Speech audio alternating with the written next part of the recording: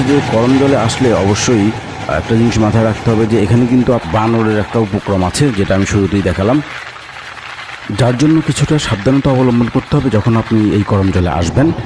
আর একটা বিষয়, সুন্দরবন কিন্তু আপনার চিন্তার থেকেও বেশি সুন্দর। এখানে প্রকৃতি তার সমস্ত সবুজ অরণ্য দিয়ে ঘিরে রেখেছে এবং আপনি অবশ্যই এই সৌন্দর্যে বিমোহিত হবেন। হ্যালো গুইসাপ, কি অবস্থা? জুমকুস না উদয় ঘুরেছে। বড় গাছ পাশ দিয়ে গেছে ভাই, আপনার টাকা নেই। এই যে এই যে গোলপাতার পিছনে গেছে গা, ওই যে ভিতরে যাইতেছে, ওই যে ধরেছে আবার সাউন্ড পেয়ে গেছে গা, বিশাল বড় এটা। এই গোলপাতার গোড়ার পিছনে ছিল, বিগ সাইজ। বন্ধুরা আমরা বড় একটা গুই সাপ দেখছি বন্ধুরা।